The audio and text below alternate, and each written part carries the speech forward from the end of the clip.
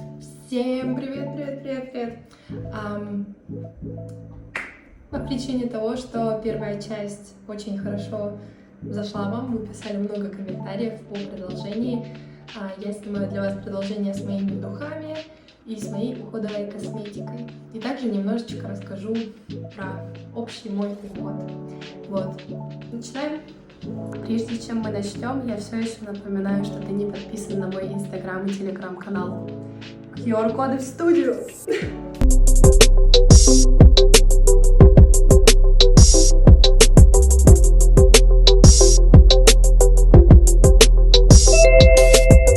В общем, здесь представлены все мои абсолютные любимки, которые я использую, наверное, в повседневной жизни раз через раз, за исключением двух товарищей.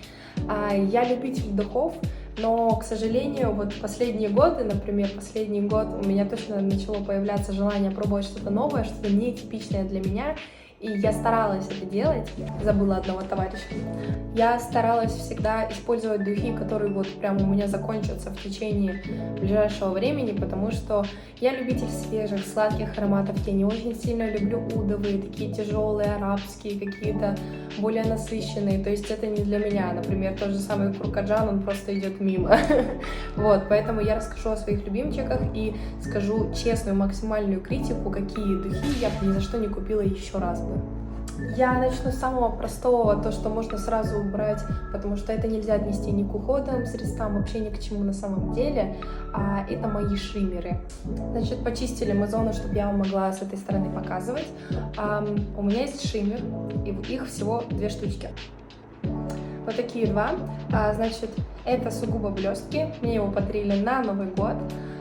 Сама бы я, наверное, себе такой не купила, потому что в последнее время я слишком сильно отошла от темы блесток, но сейчас в связи с новогодней атмосферой я его реально использую каждый день. Я его покупала, мне его подарили из Дугласа. Здесь я посмотрю, сколько он примерно стоил, чтобы вам рассказать, показать. На моем усмотрении он не сильно яркий. И сразу то, что бросается именно при первой мысли использования, это, конечно же, его запах. Он пахнет такой легкой, нежной пудровой ванилью. Она совсем не навязчивая и никак, сильно не влияет на ваши духи или еще что-то. Но у нее есть приятный запах пудровый, для кого это критично, вот я бы не рекомендовала. Но мне понравился, хотя ваниль я сильно прям то, чтобы не люблю, но он такой прям Merry Christmas, можно сказать. Второй шиммер у меня, он как мист. Он невероятно вкусно пахнет. Он пахнет медом и цветами. Наверное, даже медом с ромашкой. Я очень сильно люблю медовые запахи. Вы можете это заметить. Я прям с ума схожу от запаха меда. Не знаю, почему он мне так нравится. Он выглядит вот так вот. Я его использую почти всегда летом, потому что он довольно-таки освежающий и очень-очень красиво блестит на теле. То есть его шиммер прям виден. Я его покупала в подружке. Если я не смогу найти скриншот, здесь просто укажу цену. Он стоил около 269, такая неоднозначная цена на него была. Вот. То есть он довольно-таки дешевый, но он очень вкусно пахнет. От вас реально остается аромат и сам шиммер, и вы не чувствуете ощущения липкости. Вот, поэтому использую его весной, летом, он очень-очень классный. Но его также использую зимой на черной одежде. Если вы распшикаете его на черную одежду, у вас будут блесточки, и они будут реально прям видны. То есть он классный, 10 из 10, пушка, всем советую. Перейду, наверное, к моим старичкам, и потом мы перейдем к моим новшествам и любимчикам. Значит, старички у меня вот такие вот. Почему показываю Tom Ford вам развернутой стороной? Потому что при перелете из Эмиратов в Грузию, когда мы переезжали с молодым человеком летом, у меня произошло ЧП, которое устроил вот этот вот товарищ гидрофильное масло. Из-за него. В общем, гидрофильное масло я упаковала, но оно все равно решило разлиться, и всю упаковочку Tom Ford оно стесало.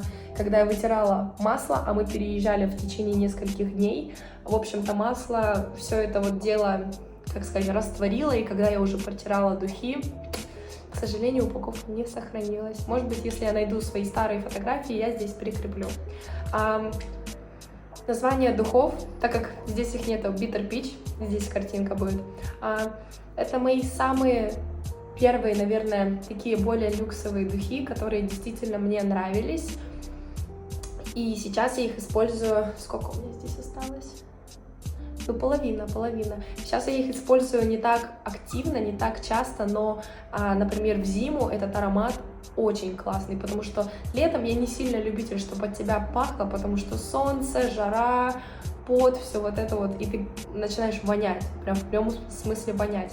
Я очень сильный любитель этих духов как раз-таки на вот такое вот осенне-зимнее время, может быть, даже весной, потому что оно не сильно начинает пахнуть. Летом я отказываюсь от этих духов на определенный период, ну, пока не становится прохладнее. Духи — это самые первые духи, которые меня привлекли своим медовым таким персиковым запахом. Называются они горький персик, но лично я горькости не слышу здесь. Я слышу определенно ноты. Давайте распшикаю все-таки. Ну да, я слышу персик 100%. Здесь у нас есть также мед. Но знаете, первые это вот все-таки персик и мед. Для меня это прям запах меда такой. И причем он не цветочный мед, то есть, например, сравнить с вот этим шиммером, здесь пахнет прям цветочным медом, здесь он такой, знаете, как гречишный. Такой вот горьковатый запах, чуть-чуть совсем, но не персиковый.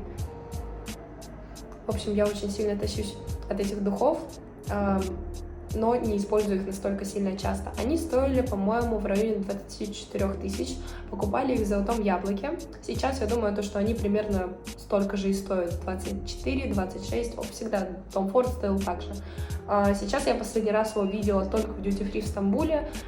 Почему-то не выпускается вот этот аромат настолько часто. Второй мой старичок. Ну, это прям совсем такая лилипуся-пуся-пуся. Значит, вот эти духи. Девочки, я сразу опережаю ваши все... Это дешевые духи, они из подружки. У них запах прям апельсина, прям цитрус с лимоном, такой вот апельсино-лимонный. Они очень свежие. Они, знаете, вот как только апельсин порезал, вот прям сразу пахнет, но при всем при этом они реально стойкие. То есть они не воняют.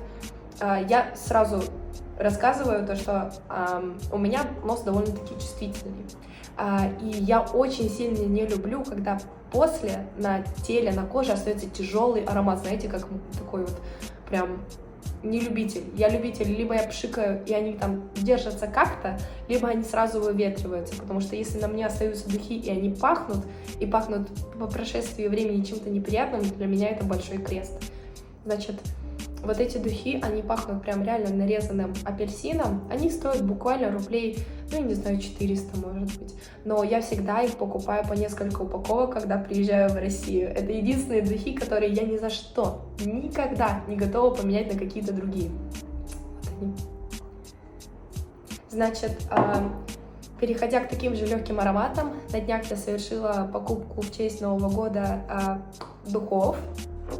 Вот они. И я специально сохранила упаковку, чтобы показать вам сразу цену. Эти духи, я их купила буквально на днях, потому что я довольно-таки долго искала аромат, который будет пахнуть вот действительно полевыми травами и не отдавать горечью, потому что очень часто используются вот в таких вот духах мужские тяжелые ноты, знаете, как из одеколонов.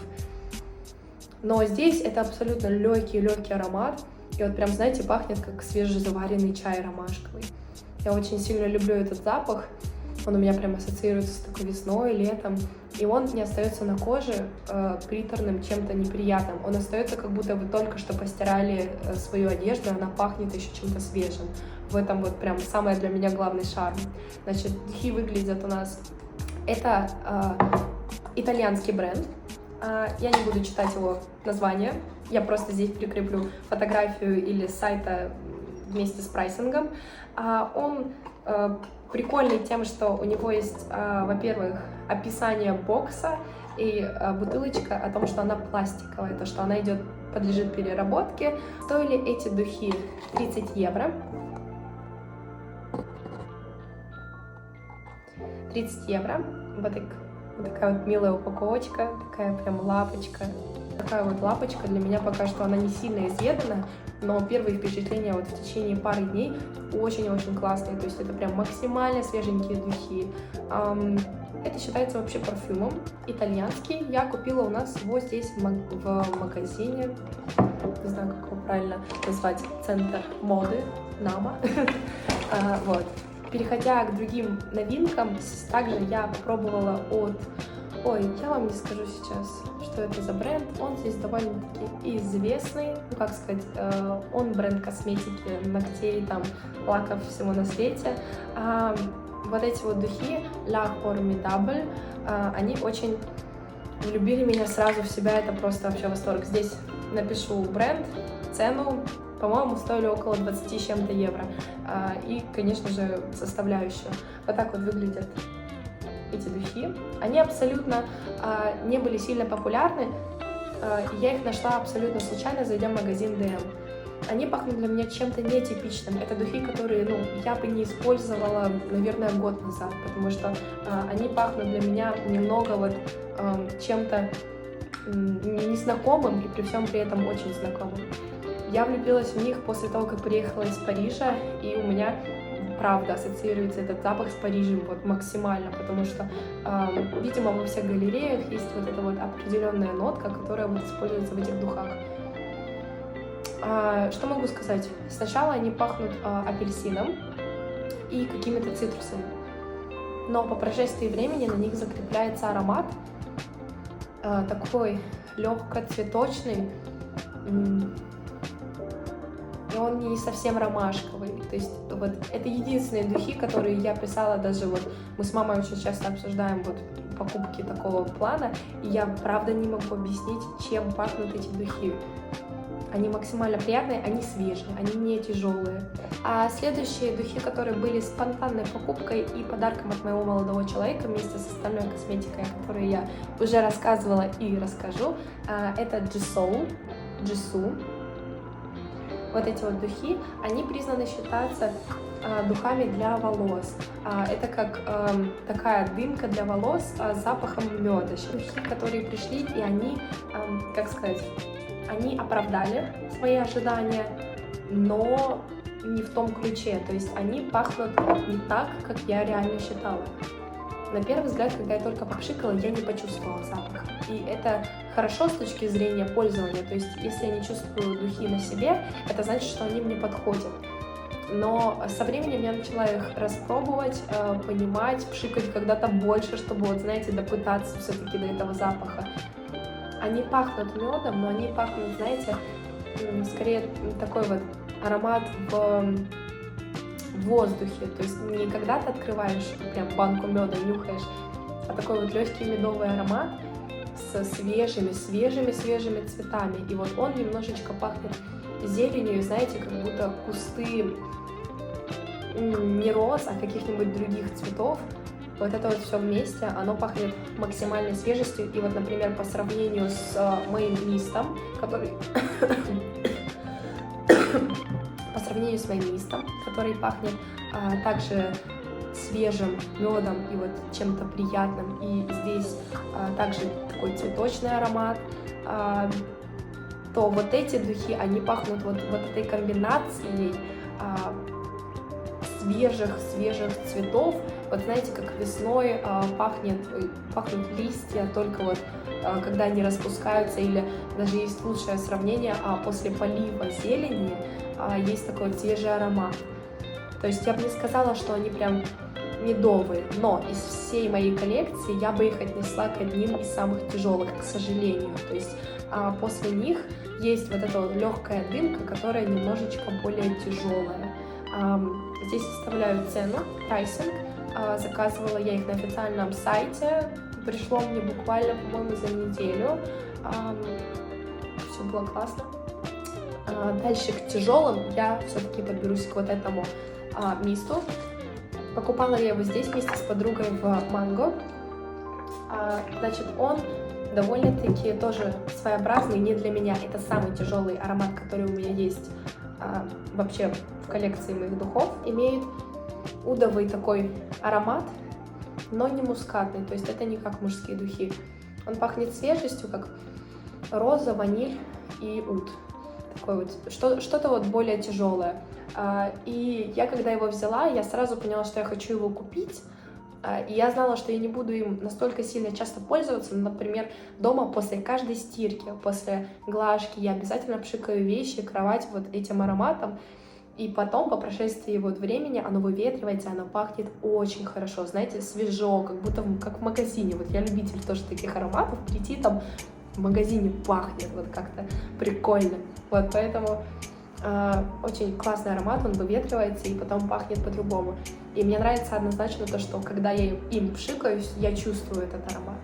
Я могу сказать то, что он отлично подойдет и на весну, и на зиму, и на лето. То есть, несмотря на свою тяжесть, он не остается на коже, например, как Bitter Peach, чем-то вот неприятным. Поэтому покупала я его, по-моему, за 15 евро, как сказала в Манго. Очень классный аромат. Мой любимчик, которым я сейчас временно не пользуюсь, потому что у меня есть тут парочка новых друзей, от которых я тоже кайфую. Но от этих духов я получала комплименты, наверное, на протяжении 2 месяцев лета, пока я ими пользовалась. Господи.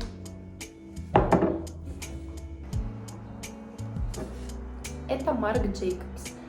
Эти духи, как только я начала собирать такую легкую коллекцию медовых ароматов, я для себя поняла то, что я все больше хочу пробовать чего-то разного, и вот, наверное, ищу какой-то вот идеальный медовый запах, но, по крайней мере, для меня больше не существует никаких идеальных, кроме вот этого Марка Джейкобса.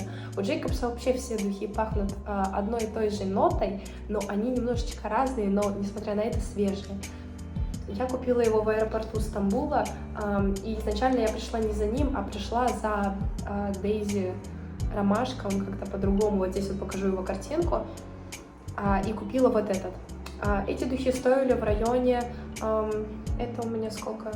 Это у меня 50 миллилитров, по-моему, они стоили около 89 евро. Ну вот карамельки, вот у меня ощущение с ними, это вот мед, и потом после уже карамельки.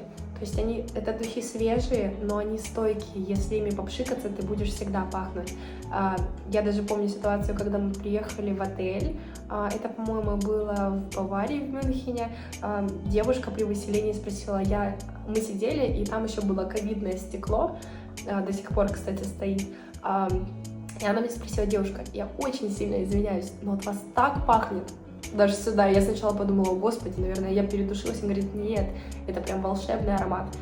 И все абсолютно, даже моя мама, которая любит по факту вот эту вот линейку Амуаж, которые духи прям такие стойкие и вообще другой, как бы, других ароматов, то она влюбилась тоже в эти духи, потому что они свежие, и они, нереально сильно подходят всем девчонкам. Кому нравится вот такой вот запах Candy Honey, я прям рекомендацион. Их можно купить в Мюллере. В Дэме я их не видела в Мюллере. Сейчас мы переходим к моей уходовой косметике. Весь мой арсенал уходовой косметики насчет волос. Сейчас я использую активно эту штучку, Релши, и также Гарниер с запахом меда. Я думаю, вы не удивлены. Это для увлажнения, это для стайлинга и защиты волосиков, потому что я любитель делать укладки на Dyson, естественно, от Dyson, волосы немножечко, так сказать, портятся, вот, поэтому это очень классное средство, я ни за что не пожалела, что потратила свои деньги на него. Насчет Гарниер есть некоторые сомнения, но от него тоже есть классный, как бы, прикол, поэтому я не могу сказать, что я бы его не купила еще раз. Но здесь очень много продукта, я думаю, что его хватит прям на год, а может быть даже и больше. Окей, переходя к моему уходу, первостепенно хочу отметить чувствительная кожа ко всем парабенам, и если что-то вдруг пойдет не так, я покроюсь аллергией и очень-очень сильно, и очень-очень быстро. Поэтому у меня вся косметика по большей части веганская. Есть некоторые исключения, которые мне подошли, но это методом пробы и как бы опыта, так сказать. Я начну, наверное, с ухода именно после косметики, всякие умывашки. У меня есть вот такое гидрофильное масло от The Act. Я о нем рассказывала в прошлом ролике, кстати. Переходи и смотри мой прошлый ролик, потому что в нем я рассказывала о декоративной косметике. если ты еще не посмотрел. То самое масло, оно очень классное, в плане своего ценового сегмента оно стоит около 400-500 рублей, но оно хорошо справляется с тем, чтобы снимать. У меня есть Клио, тушь, которая не снимается никак, о чем я рассказывала тоже в прошлом ролике, и вот это масло при, так сказать, хорошем очищении реально помогает ее убрать, хотя у меня там тушь прям серьезная такая. И также есть вот такой вот еще от Q+A, вот такой вот Cleaning Balm. Он жирненький, и, так сказать, на кожу, у кого есть какие-то комедоны, воспаления, я бы не рекомендовала, но если вы им пользуетесь или хотите им пользоваться, он хорошо смывает косметику, также всякие термотуши, водостойкие тональники, но с ним обязательно в паре должен идти какой-нибудь товарищ. Поэтому вот эти ребята у меня вместе живут. Купила бы я его еще раз? Я думаю, нет, потому что почему я его не куплю еще больше? Моя любимая умывалка CeraVe, не знаю, как правильно говорить, она для супер сухой кожи, это крем-гель. Он очень классный, я его покупала первый раз 3 года назад и навсегда влюбилась в него. И здесь, конечно же, приехав, я сначала не обнаружила его, а потом купила в магазине DM за 14 евро. И, соответственно, он снимает также, здесь вот написано Makeup Remover, он тоже помогает снимать все водостойкие туши, то есть на замену гидрофильным оно будет намного лучше, потому что от гидрофильного у меня также кожа сохнет и могут какие-то сухости, трещинки тоже появиться, поэтому лучшая замена это, конечно же, CeraVe. Насчет вот этого товарища La Roche-Posay, это Effaclar. Я им пользовалась, когда была в классе 8 где-то, и не могу сказать, что он самый классный, самый лучший. Он больше подходит, тут указано то, что у него сбалансированный pH-баланс, но по составу я бы не сказала, что он такой милашка. Он больше подойдет для тех, у кого жирная кожа, потому что после него кожа прям такая натянутая и блестящая. Мне это не подходит, у меня она сухая, мне от этого становится плохо и больно, поэтому после него я обязательно очень-очень хорошо увлажняюсь и использую его, стараюсь использовать в одиночку, потому что когда у тебя еще и было до этого гидрофильное или еще какое-то очищение, это капец, для меня это капец. Вот, в общих чертах я бы могла его еще раз купить, но при условии хорошего крема, который будет увлажнять. То есть очищать классно. Хотя к кремам я, наверное, сразу избавлю вас от вот этой штуки. Это крем от фирмы Bunny. Это веганская фирма, она продается у нас в подружке. Это крем под глаза. Я бы его еще раз не купила, потому что по факту результат меня не сильно устроил. То есть он снимает отек и делает увлажнение, но никак не спасает от общего вида усталости. И вот этот роллер, он классный, но он оставляет после себя на моей коже очень сильные покраснения и такие полусинячки. Поэтому фирма хорошая, но у нее есть другие продукты, которые реально классные. Она веганская, гипераллергенная, поэтому подходит всем. Он стоил около, не знаю, здесь прикреплю, по-моему, около 1000 с чем-то, 1200-300. Вот. Прикольный, но я бы еще раз не купила. Далее, CeraVe. Тоже крем, который я очень сильно люблю. У меня раньше был такой маленький. Он для сухой и нормальной кожи, но я его использую как на лицо, как на шею, так и на все тело в общей сути, потому что он реально классный, он увлажняющий, и у меня на него не было аллергии. В составе у него, если не ошибаюсь, есть немножечко неприятных штучек, некоторые парабенчики, так сказать, существуют химические, но он у меня не вызывает никаких покраснений, ничего. Единственное, что из-за формулы глицерина большой иногда может появляться ощущение такой легкой пленки. Из-за этого я его рекомендую использовать прямо на растертые ручки, так сказать, не нанося его, именно специально втирая в лицо. Классный, стоил, по-моему, около 10-15 евро. Он мне также подходит, потому что у меня гиперкератоз, то есть гусиная кожа, о чем я не стесняюсь говорить и рассказывать про средства также, поэтому он мне подходит и тоже спасает, особенно в хорошие холода. Также у меня аллергия на холод, Это значит то, что мои руки кровоточат, трескаются, и все становится с ними очень-очень плохо. Из-за этого крема. Я пользовалась локситаном, я пользовалась биодермой кремом, я пользовалась кремом CeraVe, я пользовалась Авен, Виши, Шанель у меня был, Dior был, и они все не подходят, потому что они вызывали на мне жуткую аллергию, которая оставалась пятнами такими на руках. Единственные два крема, которые подошли, по крайней мере, с более-менее щадящим составом и по своему прайсингу мне как бы удобнее их использовать на всю зиму, потому что они расходуются вот так вот. Это вот эти. С вот этим я только недавно подружилась, мне его подарила подружка. Он из Дугласа, он веганский, и он очень классный. Он пахнет апельсином и орехом, миндалем. Поэтому у него отдушка не сильная, но он очень прикольный. Поэтому я его советую, он вроде не сильно дорогой, здесь оставлю цену. Вот этот вот Камиль, это просто любовь на все века. Я с ним подружилась 3 года назад, когда только поняла, что у меня аллергия на холод. Он веганский, гипоаллергенный, у него есть множество разных вариаций. Здесь прикреплю тоже ассортимент. Берите, что хотите. Вот, я беру всегда классический, он очень классный. Я начну с вот этого бальзама. Это от той же фирмы Bunny. Это одна фирма. Это Balm. Это как крем Balm.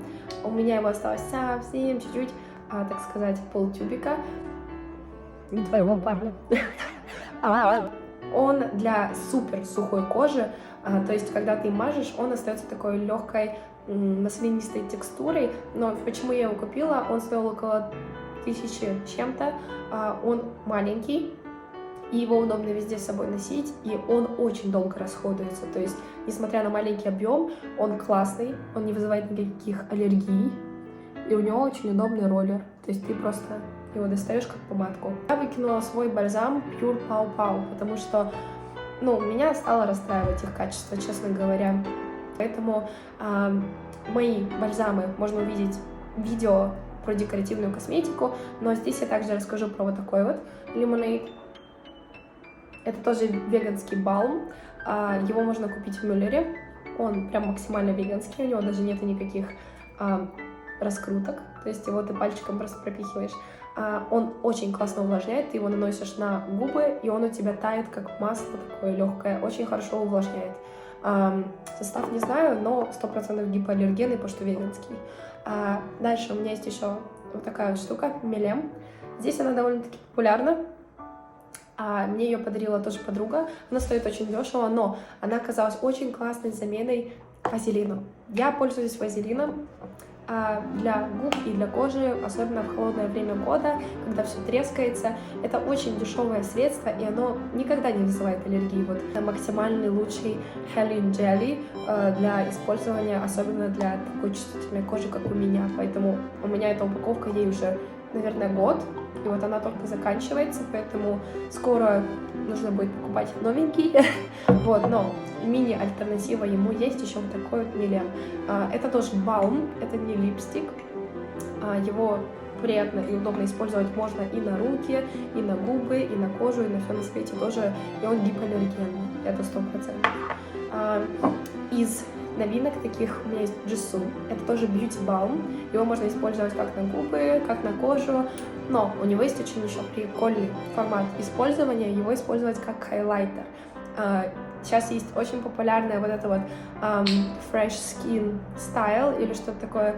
И он как раз таки с ней хорошо справляется. У него приятный запах, он пахнет медом и цветами. И в связи с этим его очень приятно использовать на коже лица. Вот сейчас у меня он чуть-чуть есть. Думаю, на носу видно то, что такое легкое, натуральное сияние, и мне это действительно очень-очень нравится. Но использовать его на коже тоже очень приятно, он супер увлажняющий, но он супер плотный, то есть тут не легкая текстурка. У меня есть еще от фирмы Benton вот такой вот серум для бровей и ресниц. Я бы его не купила еще раз, потому что для себя поняла, что он хоть вроде и представляется как корейско-веганским, вот все равно не сильно хороший, и у меня однажды даже начали глаза слезиться от этого. Поэтому я бы его еще раз не купила. и как бы результат тоже не сильно то, чтобы много. Он мне помог только с точки зрения того, что у меня густые отчасти и жесткие волоски на бровях. Ойл, это базовый ойл, я думаю, его все знают. Я его купила последний раз на маникюре, очень сильно его люблю, увлажняет кутикулу, никакими другими не пользуюсь, потому что проверено мной, что не вызывает никаких аллергий. Для меня новое открытие было Q&A, вот этот вот крем, как и умывашка. Я их купила из одной истории. Я его купила на замену R&V, вот такому вот крему. Он самый-самый лучший, он для меня просто это мой фаворит. Если бы я оказалась в России, я бы купила таких еще пару штук сюда, потому что здесь я не нашла его, а заказывать как-то вроде и не хочется. Вот, поэтому Q&A, он классный, но я бы его использовала только в комбинации вместе с сывороткой, потому что иначе глицериновая пленочка может быть. Вот такой у нас обзор получился. Ставьте свои лайки, подписывайтесь, пишите комментарии. Мне очень-очень приятно. Я рада вашей активности. Я всех люблю и целую. До новых встреч!